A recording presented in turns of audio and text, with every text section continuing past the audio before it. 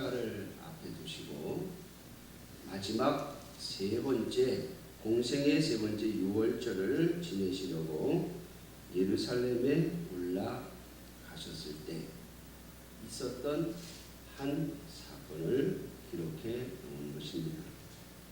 오늘 본문에 보면 예수님께서 무화과 나무를 보시고 열매를 얻을까 하셔서 가셔서 보셨는데 아무것도 없다고 그 나무를 저주하셨습니다. 그런데 이 나무는 무화과 나무로서 예수님께서 이 나무를 찾아가신 때는 무화과 열매가 맺을 수 있는 때가 아닙니다. 제가 지난번에 옥합선교회 때문에 8월 말에 군산 지역을 내려가더니 길가에 무화과를 판다고 이렇게 쫙 써붙여놨더라고요. 무화과 열매를 파는. 무화과는 가을, 초가을이 돼야지 맺혀요. 그런데 예수님께서 이 무화과 나무를 보시고 저주하신 때는 봄입니다. 그러니까 무화과 이파리가 막 나와서 잎이 무성해지기 시작하는 때지 열매가 나올 때가 아닌데 예수님께서 열매가 없다고 이 무화과 나무를 저주하십니다. 그리고 오늘 본문 20절에 보면 그 무화과 나무가 뿌리채 말라버리죠. 여러분, 예수님께서 괜히 애꿎은 무화과 나무를 없애시려고 그렇게 하셨겠습니까? 여긴 예수님께서 이치에 맞지 않는, 우리가 생각할 때에 이 도리에 맞지 않는 말씀을 하시고 요구를 하시고 하실 때에는 다른 뜻이 담겨져 있는 것이죠. 마가는 그것을 알기 때문에 오늘 이 이야기를 한 이야기 속에 앞뒤에 붙여놓고 말하고 있습니다. 무화과 나무는 이스라엘의 국가 나무입니다. 이스라엘을 상징하는 나라 목이에요. 나라. 그렇기 때문에 예수님께서 이 말씀을 하신 것은 이스라엘을 염두에 두고 하신 말씀입니다. 다시 말하면 하나님께서 이제 이스라엘이라고 하는 이 유대인으로 구성된 이 나라, 이 국가를, 이 나라를 없애시겠다고 하는 겁니다. 해하시겠다고 하는 겁니다. 다시 말하면 혈통으로 세워진 유대 민족을 없애시고 새로운 민족, 새로운 하나님의 백성을 만드시겠다고 하는 뜻을 담고 있는 말씀이라는 것이죠. 그래서 마가는 이 이야기를 근거로 또 모든 하나님의 백성들은 예수님께서 하신 이 말씀을 근거로 이제 혈통적 유대인이 하나님의 백성이 아니라 영적 유대인, 새로운 유대인, 예수 그리스도를 믿음으로 받아 예수 그리스도를 구주로 영접하는 자들, 곧 저와 여러분들을 포함한 예수 그리스도를 믿는 자들로 하나님의 백성을 삼으시겠다고 하시는 것을 염두에 두시고 이 말씀을 하신 것입니다. 그런데 오늘 예수님께서 이제 육적인 이스라엘은 이것으로 끝이다, 이것으로 멸망될 것이다 라고 하는 이 말씀을 하시면서 이스라엘의 멸망의 이야기 중앙에 하나의 사건을 기록해 놓고 있습니다. 그래서 오늘 저와 여러분들이 읽은 내용에 나오는 것처럼 예수님께서 예루살렘 성전에 들어가셨더니 거기에 성전 안에서 매매하는 자들과 그리고 돈 바꾸는 자들과 그리고 비둘기 파는 자들이 있었습니다. 여러분, 유대인들은 제사법에 의하면 하나님 앞에 흠 없는 짐승을 드려야 됩니다.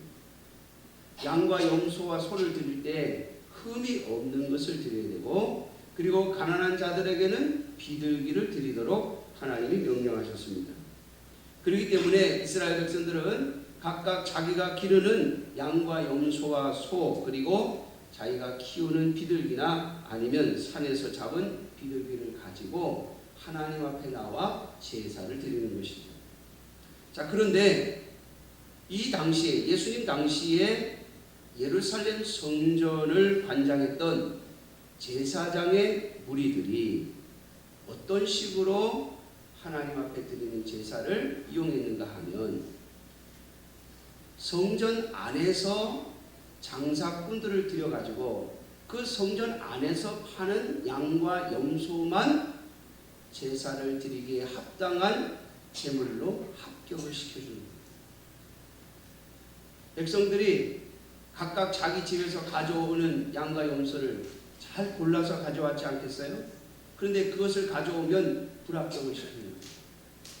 그러니까 너희들은 집에서 가져오는 것은 안 되고 성전 안에 와가지고 산 양과 염소로만 제사를 드리라는 거죠.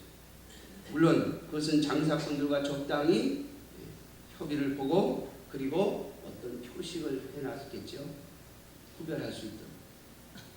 그 다음에 또 돈을 바꾸는 자들이 있었던 것은 그 당시에 통용되던 로마 제국의 화폐, 그것을 가지고는 하나님 앞에 헌금을 할 수 없다라고 정한 거예요. 그래서 헌금을 드릴 때는 반드시 성전 안에서 통용되는 돈을 만들어 가지고 그 돈으로 돈을 바꾸어서 헌금을 해야 된다. 그렇지 않고 로마 제국의 돈을 가지고 헌금을 하면 하나님 받지 아니하신다. 이렇게 백성들에게 말하면서 그들이 성전에 와서 하나님 앞에 헌금을 드릴 때는 반드시 성전 안에서만 통용되는 화폐로 바꿔가지고 헌금을 드리도록 했습니다. 그러니까 돈을 바꾸는 자들이 성전 안에 있어야만 하죠. 성전 뜰에서 그들이 돈을 바꿔줬던 겁니다. 비둘기도 마찬가지고요. 자, 왜 그러한 법을 만들었겠습니까? 그걸 통해서 더 많은 이득을 장사꾼들은 누리고 그리고 대제사장의 무리들은 그들로부터 수수료를 챙겼던 것입니다. 그래서 오늘 예수님께서는 그러한 행위들을 지적하시면서 그들을 다 내어쫓으시면서 하시는 말씀이 무엇입니까? 오늘 17절에 이에 가르쳐 이르시되 기록된 바 내 집은 만민이 기도하는 집이라 칭함을 받으리라고 하지 아니하였느냐. 그런데 너희는 강도의 소굴을 만들고. 그럼 강도가 뭐예요? 강제로 남의 재물을 뺏는 거죠. 강제로 남의 재물을 뺏는 거예요.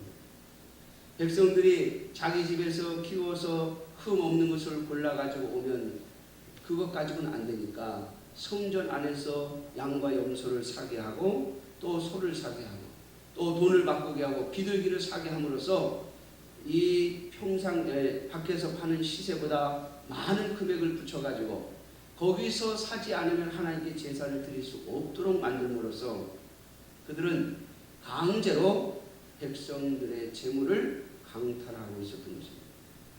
하나님께서는 이것을 염두에 두시고 예수님께서는 이것을 염두에 두시고 그들을 향하여 강도의 소굴을 만들었다고 말씀하고 있는 것이죠. 그러면서 그들을 내어 쫓으시는 예수님의 이야기가 이 무화과 나무가 말라 죽는 이야기의 가운데에 들어있습니다. 이것은 무엇을 말하는가 하면 바로 이스라엘의 멸망의 원인이 바로 이 성전에서 예수님께서 지적하셨던 이 성전에 매매하는 자들을 내어 쫓으시면서 대제사장들의 죄를 지적하시는 사건과 연관이 있다는 것이죠. 이스라엘의 멸망의 원인이 바로 여기에 있다라고 하는 이야기를 하고 계시는 겁니다.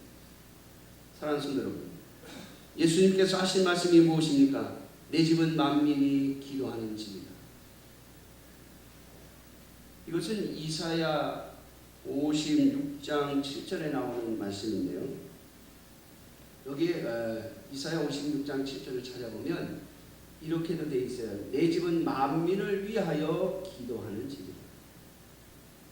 마태복음이나 누가복음과 요한복음에서는 내 집은 기도하는 집이라 칭함을 받으리라고 말씀하셨다고 그렇게 기록하고 있습니다. 다시 말하면 하나님의 집, 하나님의 성전은 기도하는 집이라고 말씀하신 것이죠. 사랑하는 성도 여러분, 이 기도하는 집의 사명을 감당하지 못했기 때문에 이스라엘은 멸망을 받는다는 것입니다. 사랑하는 성도 여러분, 오늘 이 말씀 속에서 저와 여러분들 깊이 생각해 보셔야 할 것이 있습니다. 오늘날 한국교회가 여러 모양으로 무너지고 있는 모습을 보여주고 있는 원인이 무엇입니까? 도대체 하나님께서 한국교회를 붙잡아 주시지 않는 이유가 무엇입니까? 성도들의 숫자가 점점 줄어들어가고 예수 믿는 사람들이 점점 줄어들어가는 원인이 무엇입니까? 여러분, 교회가 점점 그 힘을 잃어가는 이유가 무엇입니까?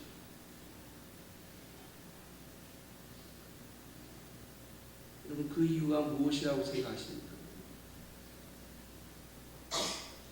그것은 바로 기도하는 자가 줄어들었기 때문에. 하나님의 교회는, 하나님의 집은 기도하라고 만들어 주신 것입니다. 성도들이 하나님 앞에 나와 예배를 드리며 제사를 드리며 하나님 앞에 기도하라고 만들어 주신 것입니다. 사랑하는 성도 여러분, 세상에서 하나님의 백성으로 살아가는 것이 쉽습니까? 여러분, 오늘 기도하신 장로님의 말씀처럼 우리가 하나님의 법과 하나님의 법을 지키는 하나님의 백성으로서 세상 사람들이 가지고 있는 법과 부딪히며 사는 일이 얼마나 많습니다. 이번에도 추석에 여러분 제사에 참여하지 않는다는 이유로 비난을 받고 또 조롱을 받고 또는 따돌림을 받은 분들도 있을 줄 압니다. 또 불편한 마음속에 있었던 분들도 있을 줄 압니다. 저도 어렸을 때 큰 집에 인사하러 가게 되면, 서울에 인사하러 가게 되면요, 굉장히 불편해요. 왜냐하면 제사상에 올렸던 음식을 내어놓는데 그것도 이제 안 먹으려고 막 하니까 왜 안 먹냐고 그러고 말이죠. 어렸을 때 눈치를 보는 겁니다. 저 제사상에 올라가는 걸까 안 올라가는 걸까. 과일 같은 건 금방 구걸이 되죠. 윗둥을 딱 잘라버린 거예요. 그런 거는 제사상에 올라간 거니까 그런 거 깎아주면 안 먹어요. 제사상에 안 올라갔을 것 같은 것만 먹고 적당히 먹고 오는 거예요. 그러니 큰어머님이 얼마나 싫어하셨겠어요. 먹으라고 크게 명절 때 음식 주는데 그걸 안 먹으니 말이죠. 근데 그것도 한 10년쯤 지나니까요, 아주 가면은 아주 대놓고 얘기하세요. 이건 제사상에 안 올린 거니까 많이 먹고 가라 이러면서. 여러분, 그렇게 하기까지 많은 눈치를 보며 또 어려움을 겪는 그러한 모습이 우리 성도들에게 얼마나 많이 있습니까? 그것뿐입니까? 아니요. 평상시에 하나님의 백성으로 하나님의 말씀을 따라 살려면 얼마나 힘듭니까? 여러분, 그것을 이겨낼 수 있는 유일한 힘이 어디에서 나옵니까? 바로 하나님 앞에 엎드려 기도하면서 나옵니다.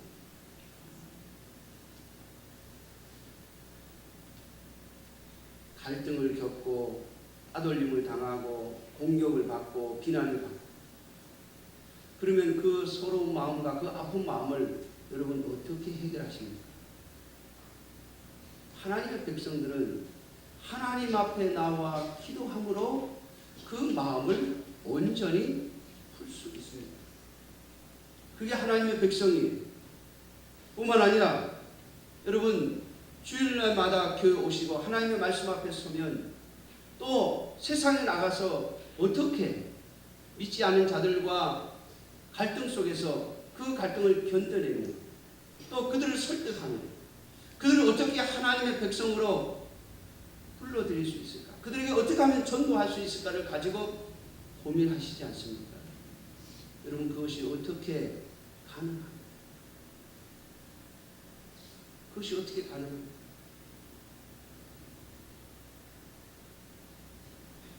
여러분, 오직 기도 외에는 방법이 없습니다. 그것이 하나님의 백성입니다. 그런데 이스라엘은 바로 이 하나님의 말씀처럼 기도해야 되는 백성이 하나님의 교회를 장사터로 만들어버렸습니다. 이득을 취하기 위한 장사터로 만들어버렸습니다. 오늘날 성도들은 어떻습니까? 서울의 어느 교회 집사님은 당신의 교회에 가면 체육관이 있다고 자랑합니다.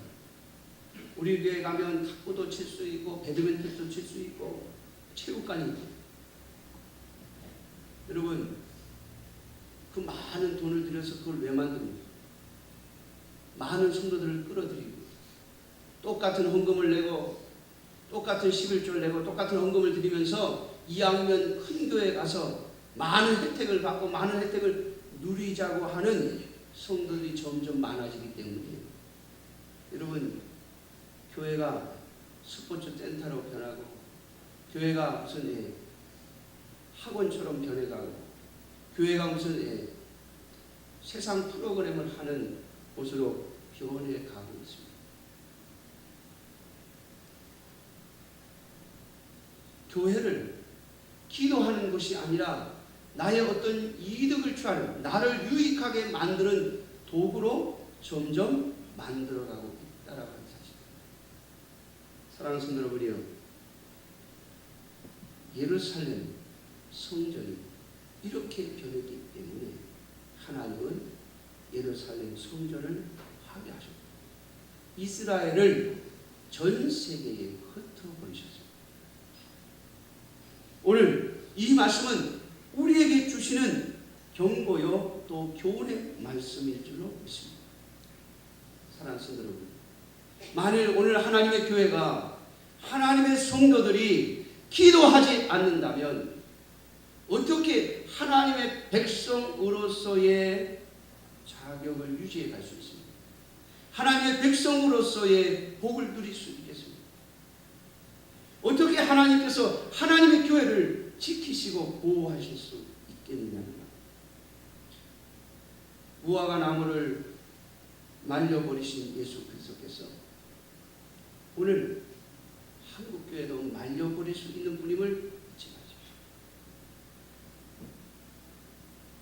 세계 역사 속에 보면 기독교 국가였던 에티오피아라고 하는 나라는 지금 이슬람 국가화 되어 있습니다. 수많은 나라들이 과거에는 기독교 국가였고 하나님의 교회들이 세워져 있었던 그런 곳이었지만 지금은 이슬람화되어 있는 나라들이 얼마나 많은지. 사랑하는 성도 여러분, 하나님의 교회가 무너지는 원인은 기도하지 않기 때문입니다. 기도하는 성도들이 줄어들기 때문입니다. 성도들이 기도하지 않으면 성도로서 살아갈 수 없기 때문입니다. 오늘 주님께서 이스라엘의 멸망의 원인을 기도하는 집을 강도의 소굴을 만들었기 때문이라고 하신 이 말씀이 오늘 저와 여러분들의 가슴 속에 온전히 세워지기를 원합니다. 만일 저와 여러분들이 하나님의 백성으로서 기도하는 삶을 살지 아니하고 하나님의 교회가 기도하는 일을 감당하지 못한다면 그 교회는 보존될 근거를 잃어버리는 것입니다. 하나님께서 우리를 돌보시고 우리를 지키시고 우리를 인도하시는 근거가 바로 기도에 있음을 잊지 마십시오. 사랑하는 성도 여러분, 많은 나라 사람들이 한국 교회의 부흥의 원인을 찾고 싶어 합니다. 어떤 분들은 새벽 기도라고도 말하고. 여러분, 수요 예배 한국에만 있는 거예요. 제가 어렸을 때는요, 수요 예배를 수요 기도회라고 했어요. 그래서 그 전통을 조금이라도 따라가려고 수요일마다 우리 성도들이 여러 가지 기도 제목을 놓고 함께 통성으로 기도하죠. 여러분, 기도하기 때문에 하나님의 교회는 보존되어지는 것입니다. 지난 목요일에 우리 노예 어떤 목사님이 강남 금식기도원에 집회에 참석하러 왔다가 저에게 전화를 했어요. 제가 잘 모르는 분이에요. 그냥 그냥 이렇게 아름아름해서 저분이 목사님이고 저분이 어느 교회에 계시구나 라고 하는 정도만 아는 분인데, 모르는 핸드폰 번호로 전화가 왔어요. 받았더니 그 목사님이에요. 목사님, 내가 여기 강남금식도 왔는데 목사님 교회를 꼭 들려보고 싶어요. 목사님 계십니까? 마치 제가 교회에 있었기 때문에 그분을 영접했습니다. 오셨는데 이런저런 이야기를 하면서 그분이 물어봐요. 목사님, 이 교회는 어떻게 보존되어져 가는? 어떻게? 내가 알기로는 옛날에는 별 볼 일 없는 교회였다고 들었는데 어떻게 오늘에 이르는? 제가 또 그분을 붙잡고, 저한테 교회 얘기로 붙잡히면 적어도 한 3시간을 붙잡히지. 그분을 붙잡고 이런저런 이야기를 했어요. 그러면서 제가 느낀 것이, 제 스스로 또 다시 한번 확인한 것이 그거였습니다. 하나님이 기도할 때 역사하셨구나. 기도할 때 감동 주시고, 기도할 때 응답하시고, 기도할 때 깨닫게 하시고, 기도할 때 말씀이 생각나게 하시고, 그렇게 하나님께서 기도를 통하여 오늘까지 역사해 오셨구나 라고 하는 것을 이야기할 수밖에 없었습니다. 사랑하는 성도 여러분, 하나님의 교회는 기도로 보존되어지고 기도로 세워지는 것입니다. 하나님의 백성은 기도하지 않고는 살아갈 수 없는 존재임을 잊지 마십시오. 만일 내가 기도하지 않고 살아가고 있다면 두 가지를 생각해야 됩니다.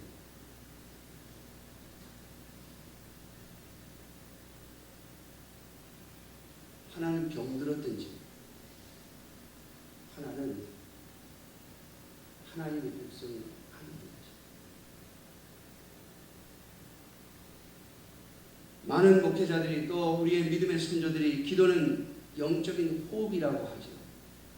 여러분, 호흡하지 않고 살아갈 수 있는 사람이 있습니까? 딱 하나 있습니다.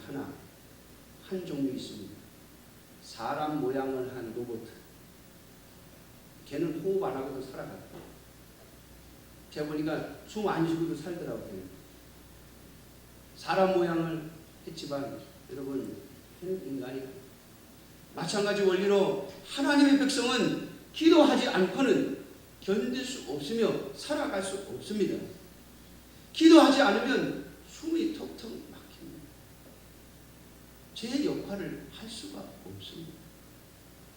사랑하는 성도 여러분, 오늘 예수님께서 무화과 나무를 멸망시키시면서 그 원인이 기도하는 곳에서 기도하지 않았다고 말씀하신 이 말씀이 오늘 저와 여러분들의 가슴 속에 온전히 새겨지기를 주님의 이름으로 축원합니다. 기도하겠습니다.